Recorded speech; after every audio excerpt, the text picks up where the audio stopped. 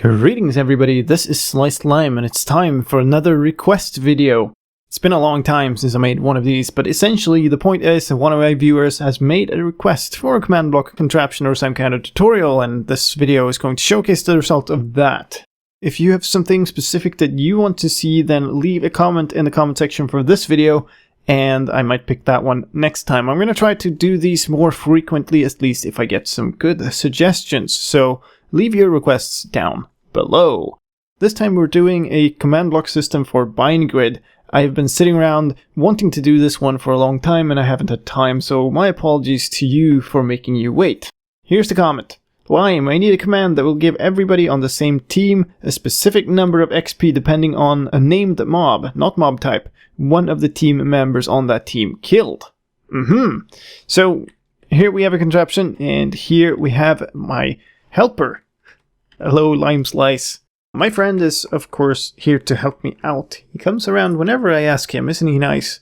And this command block that he is looking at will summon a wither skeleton called Boss. And he is, of course, going to kill that wither skeleton. And since we're on the same team, we're both on Team Red, we are going to get some XP here. Aha!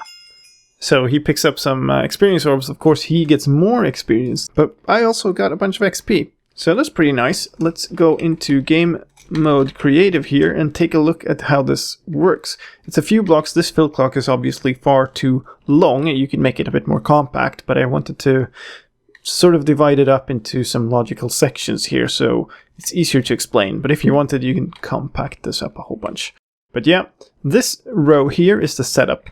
It's what we do once to make it work. So it's essentially the team and objective setup. And then this fill clock runs all the time.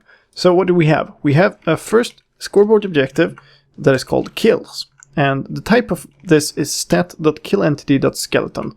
So that's how we keep track of when you kill a skeleton. And then there's some explanatory text here. This thing actually has 3 parts and they're pretty distinct. The first one is figuring out if a boss skeleton has been killed, and if so, who killed it. The second part is about figuring out who else is on the team of the killer, and then the final part is to actually award the XP.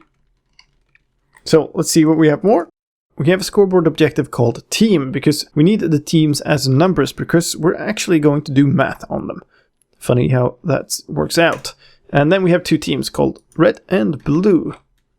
And of course you can do this with more. You're just going to have to add a few more command blocks, like adding teams. And this little section here needs more command blocks. But I'll get to that when we get there in the explanation. And then we have a checked objective, a dummy scoreboard objective, and then a killer one. So what is going on here? Well, it has a few different parts, this thing.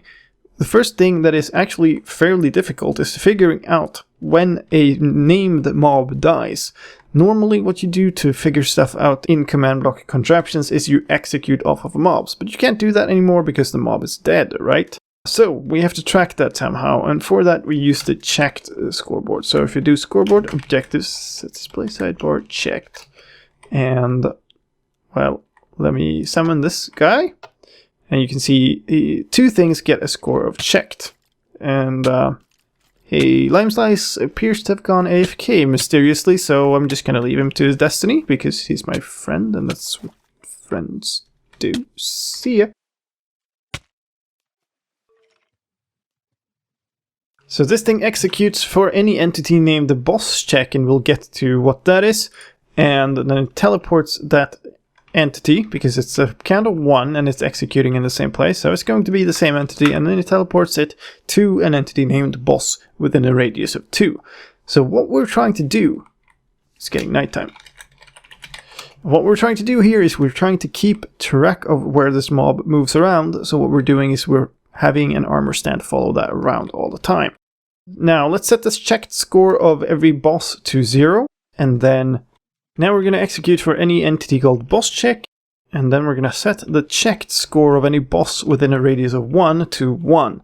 Now what that means is that any boss that spawns in is not going to have an armor stand named boss check next to it, so it's going to get a checked score of 0. Now we can use this to make sure that we summon one single armor stand for each boss. And it's going to be a marker, invisible, no gravity, called boss check. So, okay, now we have an armor stand called boss check for each boss, and it's teleporting around wherever that boss goes. How does that help us? Well, now we can do the same thing but opposite. So we start by setting the checked score of every boss check to 0. And then we're going to execute for all the bosses. And set the score of any boss check that is within a radius of 1 for the checked objective to 1. So now suddenly we have a situation where if I kill this boss, its armor stand will be left behind and have a checked score of 0. So suddenly that's a way to know if we have a boss that has been killed. Okay, so who killed him? Now, we start by setting a killer scoreboard to 0 for everybody, and then we're going to do an execute command. So if we have a boss check that is 0 in this checked scoreboard, which means we have a boss that has been killed. In that case, we're going to do a scoreboard player set command for all the players that has a kills score of at least 1 to be the killer. So in the case that we have a boss that just died, and we also have a player that has a score of 1 in the skeleton kills scoreboard, then that means that this very tick, the boss died and a player killed a skeleton. So that is very likely to be. It's not 100% certain, and there's no way to make it 100% certain, but at least that is a very strong indicator that that player killed the boss. And then yeah, if we do have that armor stand that had no boss left, well, we need to kill it, because we can't have it laying around telling us that a boss was killed here forever. Okay, so now we're in the situation where we have a scoreboard called killed, and in that scoreboard we have a player with a score if, and hopefully only if, that player killed a boss this tick. Okay, so what about the teams thing? Well, let's start by resetting everybody's team score. Then we're going to set a team score of 1 for the red team and of 2 for the blue team. So the teams now have different scores. And then what you can do is use a scoreboard operation. So players operation, so everybody's team is going to get reduced by the team of the closest player who killed a boss this tick. Which means that if we have a player that killed a boss this tick, then his or her team score is going to be subtracted from everybody's team score.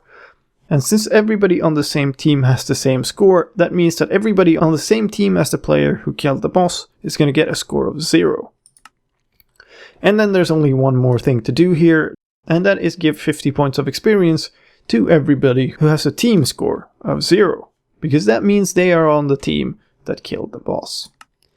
Finally, this is just the fill commands to drive this fill clock, and way over here at the very end of the clock, we're resetting the skeleton kills score so that once you've killed the skeleton, it is only valid for 1 tick before we reset it, so that we know that it was actually the boss that you killed. That is that. I hope BineGrid has some really good use for this that we can find out eventually on the channel. And like I said, if you have a request that you would love to see, then leave a suggestion in the comments section for this video, and I'll pick a new suggestion for the next episode of You Requested It. If you want to try this out, or if you want to take a closer look at these command block, I will include a link to a world download and a schematic download in the video description. Thank you very much for watching, and I'll see you next time. Bye bye.